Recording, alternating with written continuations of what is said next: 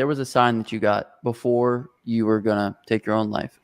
What do you think brought upon that sign, and how many signs happen around us like day to day that we don't even recognize because we're so caught up in everything? My friends, I have put together the best manual for money manifestation that has ever been written. I'm also going to be doing 3 live trainings that goes over this entire document. Sign up on the link below and I'll see you on the other side. Okay, so what brought upon the instance that you're talking about was just that. It was something that I had planned.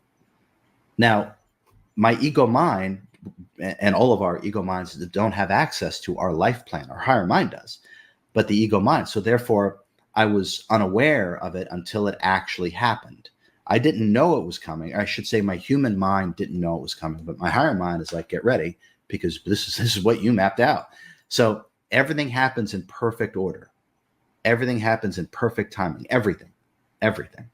We're just oblivious to it. Now, we're oblivious to all of these things until we awaken ourselves.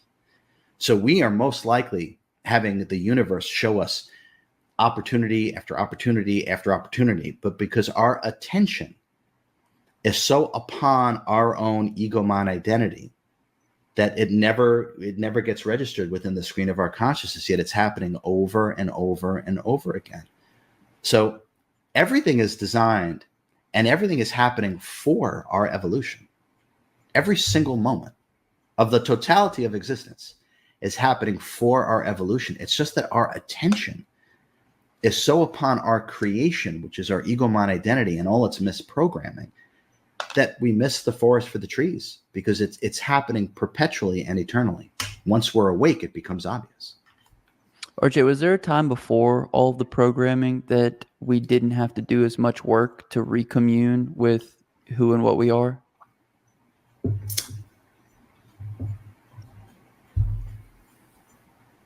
Well, it would depend on the timeline and the frequency.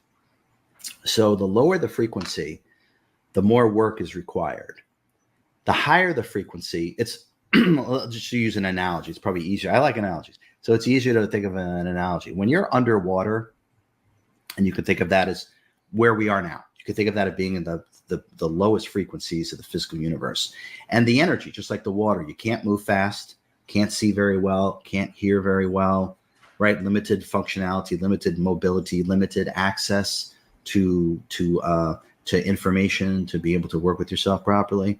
So that requires an unbelievable amount of dedication and effort when we experience these lower frequencies of the physical universe, which is where we are, and we're starting to move out of that. Now, look at how we feel when we're on land. Night and day difference, right? We can move better, hear better, see better, access to information, better mobility, better functionality. So that would require, in that sense, less of an effort, because we're already in a more holistic state of consciousness, which is represented by a higher frequency. So it's going to come down to the frequency and the timeline. But certainly where we are now, this is like level 10. This is it. It doesn't get any harder than this, but the reward is greatest. And so everyone here is incredibly brave and likes a challenge. And so that's why we do this. That's why we're coming here for this. But the further down, there is no up or down, just in terms of frequency. The lower the frequency, the more work must be done, because the body mind is attuned to and part of the local environment, which is very low frequency. But what we are is not. And so therefore, the directive of having to go in and work with ourselves optimally becomes more and more paramount. And so in that sense, there's more work to be done when you're in a lower frequency. Excellent. RJ, so the next kind of step in your journey was you actually met somebody who played an integral role in your awakening. Is this something that, obviously it's something that you had planned out, right? And do we plan people to come into our life to help us with our evolution? Yeah, absolutely. Now, absolutely. Okay, so when we think of maybe like our immediate family, right? And no one knows how to push our buttons like our family, right? Okay, they're also there for our evolution. Everything and everyone is there for our evolution. But because there's so much friction and discord, we don't realize what's really happening. It's through the friction and discord, right, that the evolutionary tension is actually taking place. And through the evolutionary tension, that's how we actually are forced to go within and then transcend the circumstances of within our own ego mind and how we're relating to our environment, our so-called outer environment, which includes those around us. So yes, even the family members that cause us or great disharmony are actually great teachers. So and I think what you're probably more alluding to, but that's still the truth. What you might be more alluding to is maybe highly advanced beings or teachers that are here to help our evolution. Absolutely. There are always a small handful of what I would term authentic masters here, and they normally stand out, and they'll speak to you. You'll be drawn to them. You'll gravitate towards their work. And Yogananda, was just incarnate. Master Yogananda. Look at the impact that Master Yogananda is still having on people. So we're going to be drawn to one, if not or multiple masters. But just know that there's always a couple of them incarnate right now. And if someone speaks to you deeply on this deep level, that's resonance, and that's you knowing that this is for you. So there's always a couple of them there, but everyone is our teacher. And I really mean that. Everyone is our teacher. Some might be annoying as hell, but every single one of them is a teacher. And you guys will see in the book, but just how he came into your life at the perfect time. It was like you knew that there was more that you guys had to do. RJ, with regards to making space in your life for people to come into it, is it kind of along the same lines? Like, does there need to be a space for somebody that needs to come into our life to be able to come into it?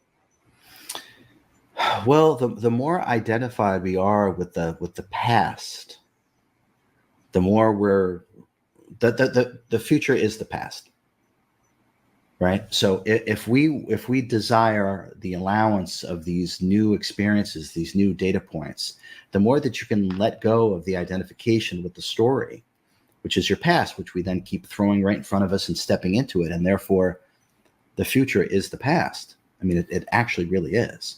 So the less that we can identify, and how do we do that? Pretend you just arrived here, no past, no future. And then start over. Now that kind of wipes the slate clean, and it will tell the universe that you are allowing new experiences to show up within the screen of your consciousness. Excuse me. And these experiences will also represent experiences with people. New people will come into your life. So the key is to be open-minded, and to be open-minded, the best way to do that is to not carry around the story of the identification with the past. And then therefore we can experience our data points along the timeline of our life and allow these experiences and these people into our life, because we have an open mind, which shows the universe that we're ready for that data point. Excellent. So if you want to fulfill the highest potential of, what this life could be, you need to make sure that, you get out of the ego mind, right? And get into connectivity with who and what you really are. Mm-hmm. Absolutely. And it's as simple as mastering being present. It's the single most important thing from my perspective that everyone would get the most out of in terms of their quality of life, is to master being present. And that's what that meditation masterclass is. All of these things, everything I do is designed to bring you back to the present moment and to the depth of the self. And the simplest, fastest way is just pretend you just arrived here.